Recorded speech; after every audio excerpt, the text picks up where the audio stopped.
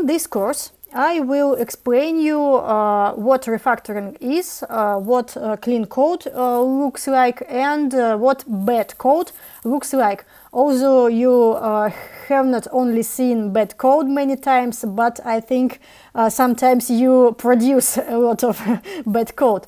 We will discuss how to identify code flaws, how to recognize good code, and what to do with both type of code, and how to fix common issues. We will also tell about unit testing.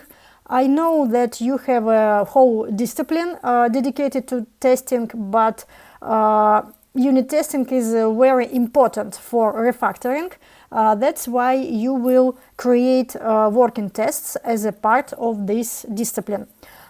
In addition, I have included several topics that third year's students often think they understand, like solid principles, dependency inversion, but usually don't. And I will try to explain you on another type all of these terms. Then sometimes students like to use dependency injection, for example, but can't explain what is it and why they use it in their projects. That's why we will talk about dependency injection and much more.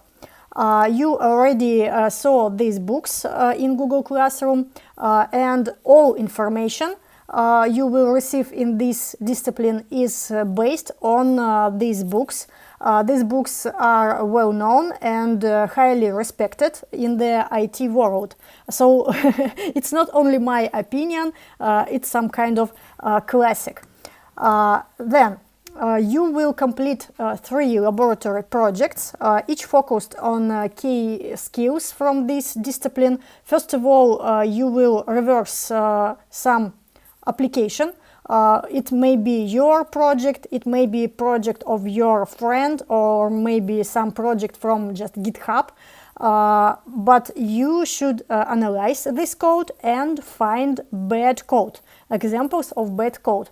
After that, you will create unit tests for this project, and laboratory 3 means that you will refactor bad code which you find in the first laboratory project. All projects must be successfully completed, and if needed, you will have one opportunity to repass a project during the final exam in the end of the June or in the start of July.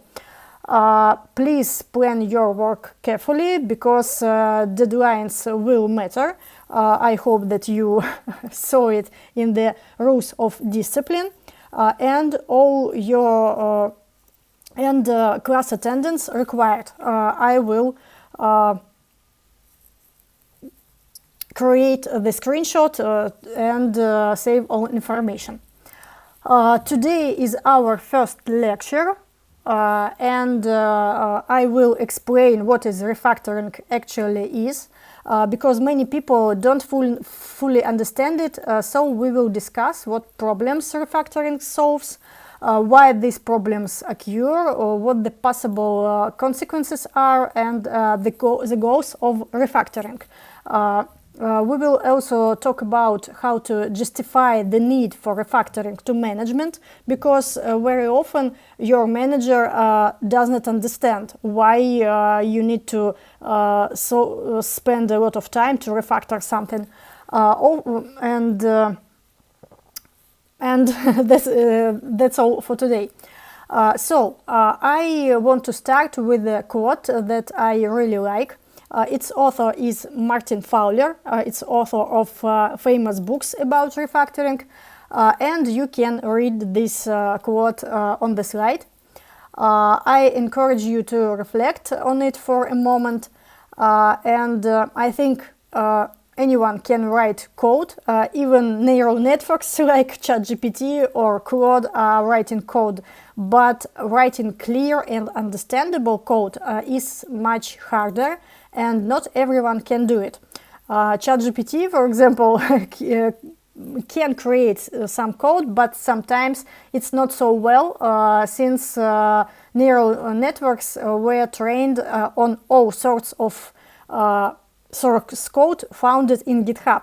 And in GitHub we have a lot of very bad code. That's why sometimes neural networks give us very bad examples of such solutions.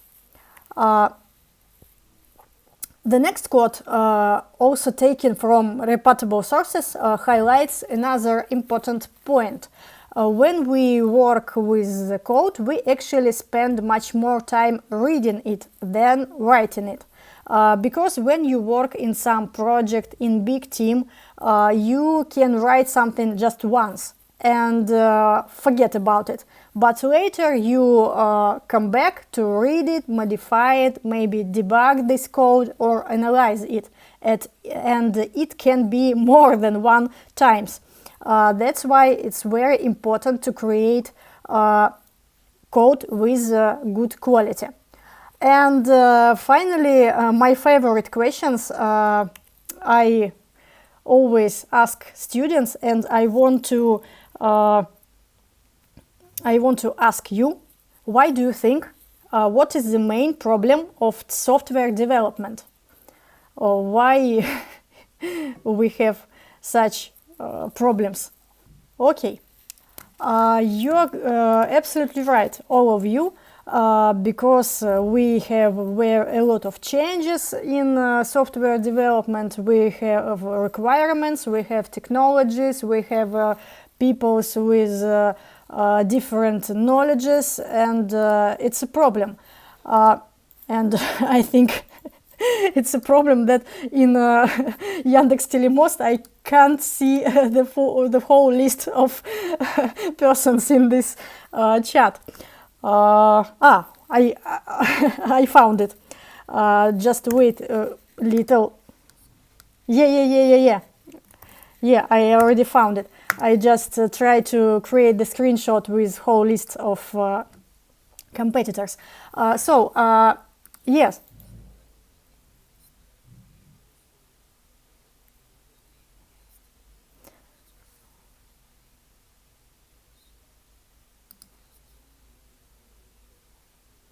Who is the guest?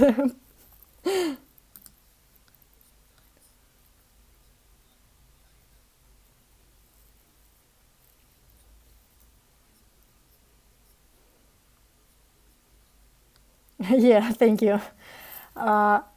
Okay, so we have a lot of problems, but all of these problems have one source, and this source is complexity. We have very complex life, we have very complex projects, very complex requirements, and we have one big constraints, because human brain can think in one time only about not more than 7 objects. It's not my opinion, it's just a result of work of scientists.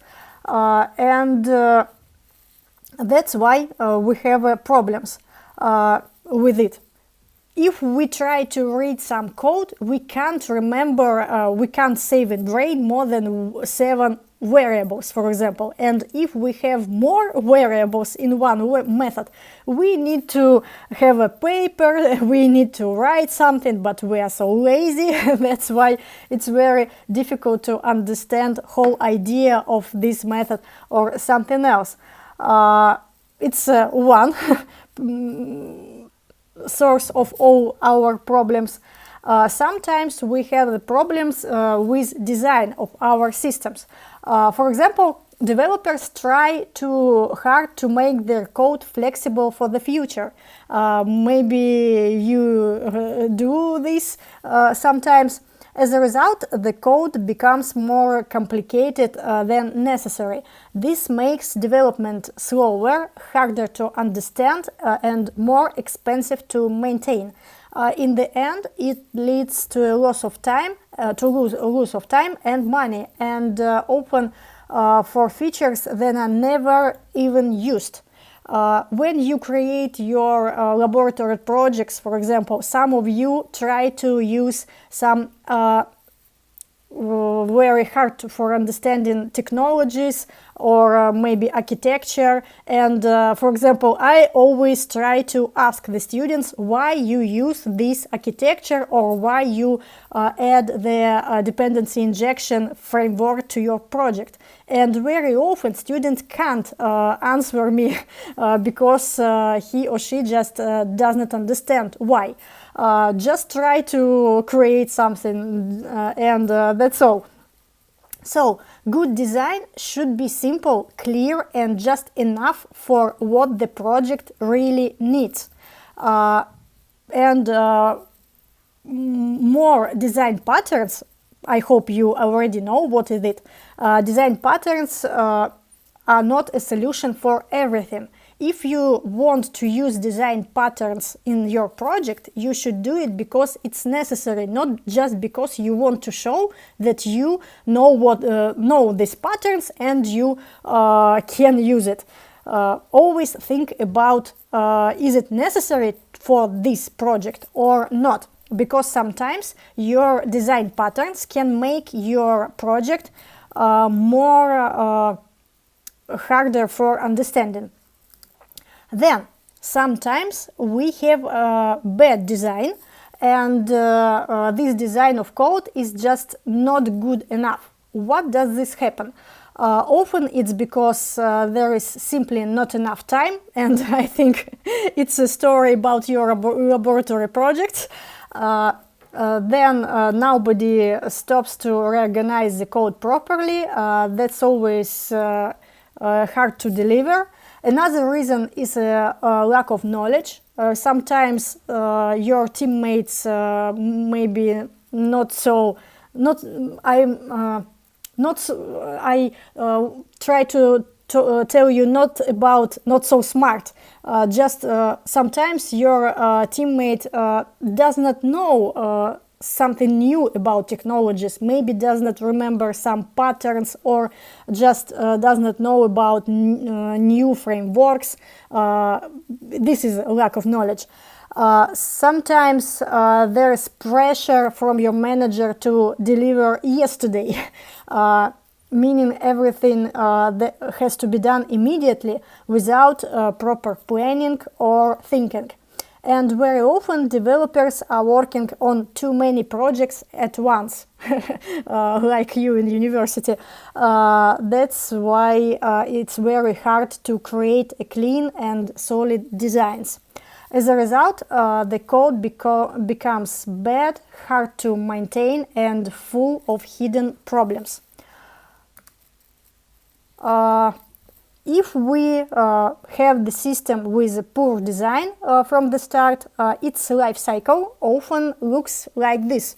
And I can tell you that I've seen it myself in real projects. It was a big Android application for communicating with friends. And first of all, we created version number 1.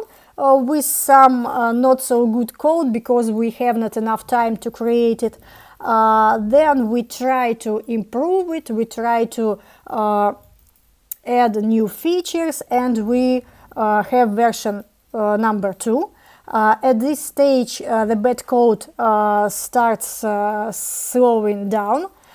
Every new feature takes longer to add, and fixing bugs becomes harder.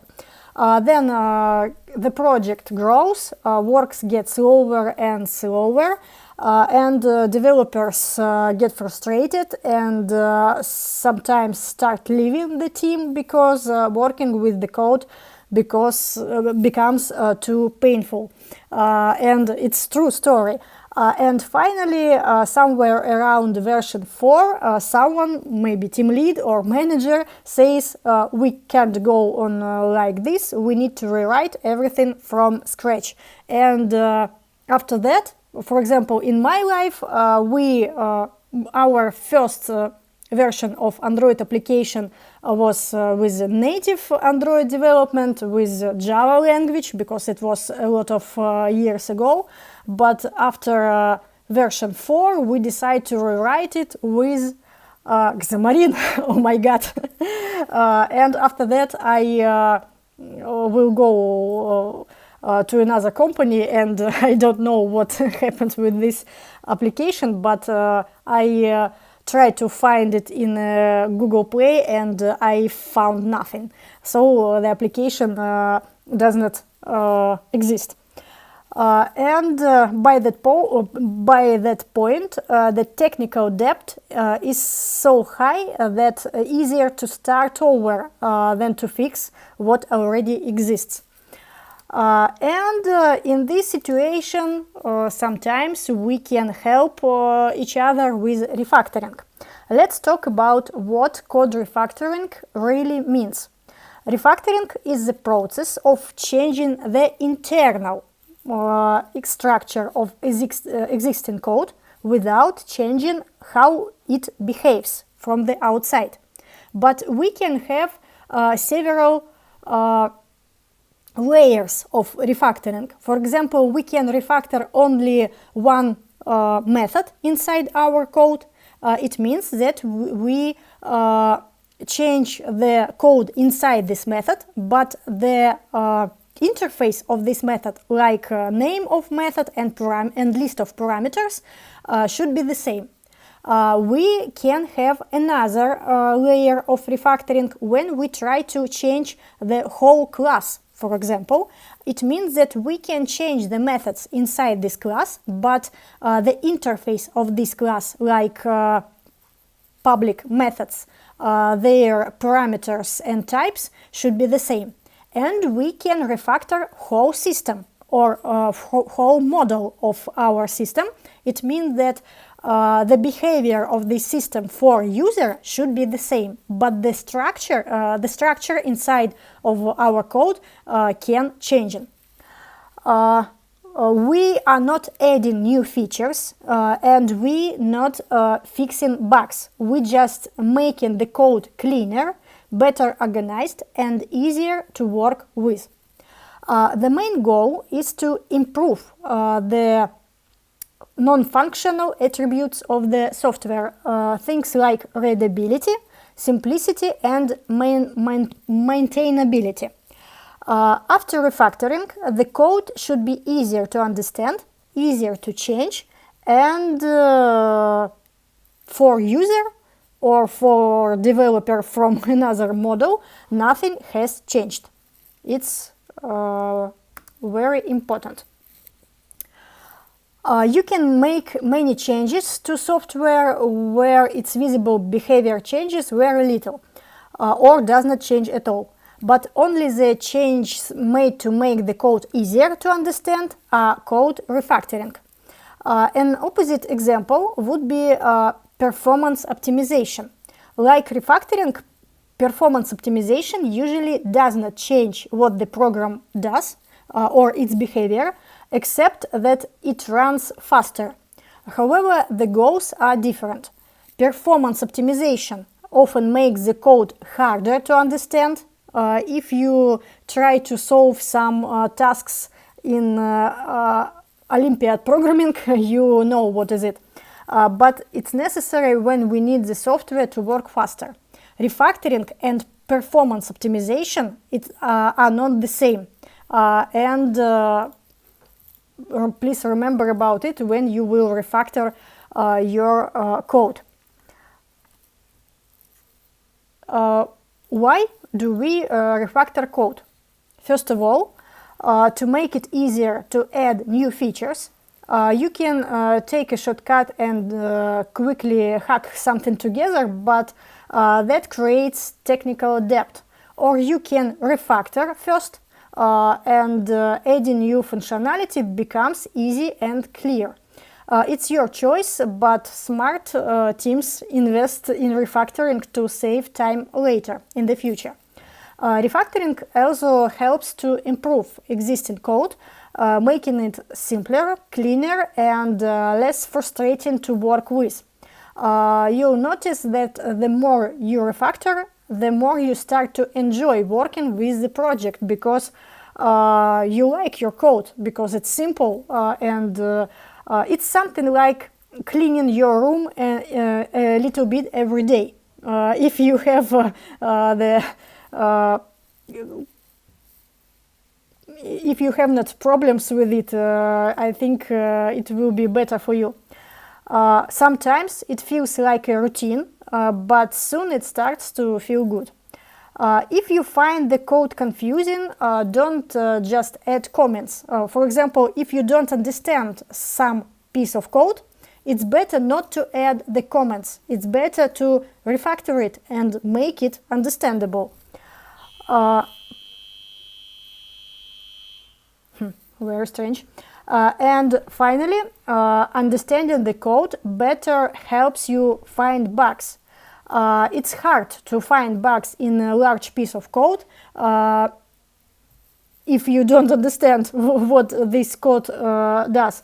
But when you refactor something, you deep into the logic, you step by step, you understand everything, and sometimes you can find some mistakes or bugs. When we should refactor something. In literature, you can find several opinions. First of all, this is called the rule of 3 blows, proposed by Don Roberts, and the idea is very simple. You can read it on the slide. The third time is the signal. You now see some pattern maybe in your code, and it means that you need to change something to avoid further repetition and complexity. Little example. Imagine you format user's full name by joining the first name and last name. You have form in web or in mobile with first name and last name, and you want to join it to one string. Later, you do the same thing again in another part of the application. The third time you need to format a name means that you need to stop, think a little, and create a method, something like format full name, and reuse it everywhere. This saves you from having more than 3 different versions of the same logic. Following this rule helps you avoid wasting time to early refactoring. Sometimes we don't need it, and I will explain it later. Then, another opinion is very simple but very powerful. Allocate time for refactoring every day. The idea is that you don't wait for a big problem to appear. You make small improvements to the code regularly as part of your normal work routine. Maybe just change the bad method name, maybe clean some duplicate code, or split a big function into smaller parts. 10 or 15 or maybe half an hour a day to make a real difference of your code. It's very similar to cleaning your room every day. Another opinion, it's a Boy Scout rule. Just like Boy Scouts clean up the camp before they leave, we can clean our code and make small improvements to the code if you touch it. This rule is about a little piece of code which you change in current task, not about a whole system. If you have the task, you open the concrete code, class, or maybe some model, you change it, you make it better than it was, and in this case, you improve your code step by step. So, when should we refactor code? First of all, when adding a new feature. If you open your code and see that the code is very bad, or maybe it's too complex, and it's blocking your progress. You can't add something because you just don't understand what is it. Instead of trying to add your features into bad code, it's better to clean it first and then add new functionality. And sometimes you spend less time if you refactor something and after that add new feature than if you just add new feature to the bad code. Second, when project requirements change. You already told me about project requirements. They change very fast and very often. So if the original architecture no longer fits the new goals, you can refactor it, or maybe you should refactor it.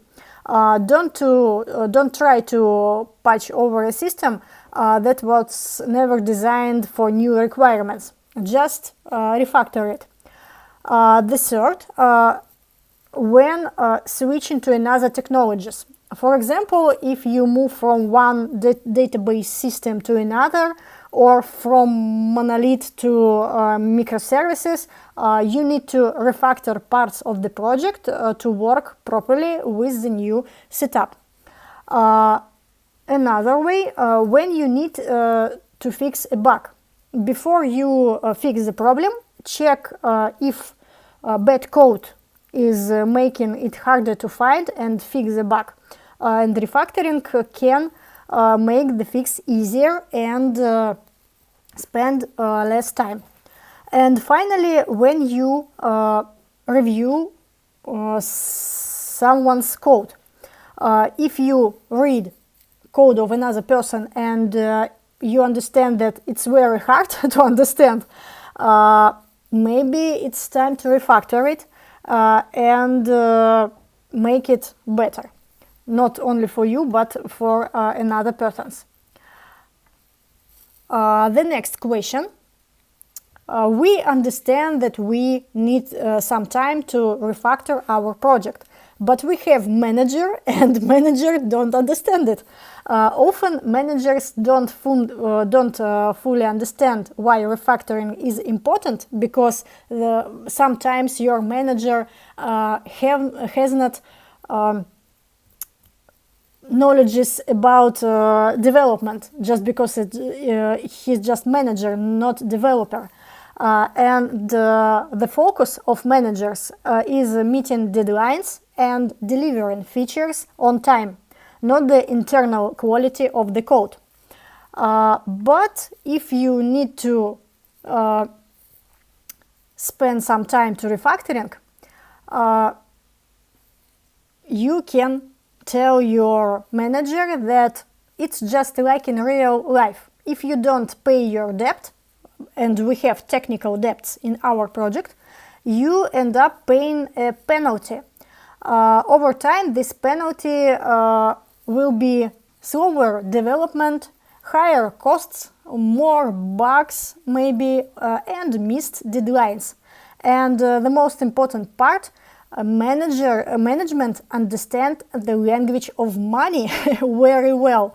That's why they may not care much about beautiful code, but they definitely care about lost time and extra costs. When you explain refactoring as a way to save money and keep the project healthy, you have a much better chance of getting support from your manager. Just tell with he or she on a money language. But sometimes refactoring is not necessary because the main example is when a program or when our code is so bad that it's easier to rewrite it from scratch than to clean it up. If you will open your laboratory's project from first year about web development or mobile development, I think sometimes you can find such code which it's better to rewrite from scratch than try to improve. Of course, you can refactor such code, but you will spend more time than if you will create new application. And it's not an easy decision to make, but sometimes we should do it. Always remember then before refactoring, the code should be working. We refactor only workable code, because if we try to refactor the code which does not work, what's our goal? What we try to do? We can't just check that we did not break anything with our refactoring, because it's this code already broken. So don't refactor code with errors if you know about these errors. And the next example, when tomorrow we release the project. You should avoid refactoring when the project deadline is very close, because the benefits of refactoring, like better readability or something else, will come too late, after the deadline. If you have free time before the deadline, spend it to find or fix bugs, because we have it everywhere, not to refactor it. Then, when we talk about refactoring, it's important to understand that it's not meant to replace design. I already told you that we can have too flexible design, or we can have bad design, but refactoring can help us. Refactoring is an addition to the design process. It helps improve and adapt the system over time.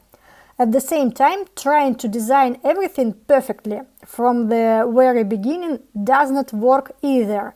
Project change, requirements change, and you simply can't predict everything. But completely ignoring design is just a bad idea. It's very dangerous. It leads to chaotic systems that are impossible to maintain. That's why the balance is so important. Good design combined with refactoring gives you flexibility without losing control over the project structure. So remember that you need to design your system before implementation, and you can refactor it a little after implementation, and the balance between these two operations is the best way how to create the system with good quality. I hope you already know what is design patterns and saw this book. Did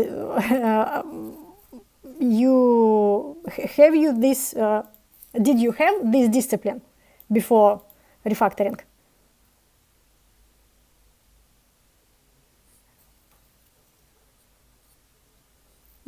Very good. It means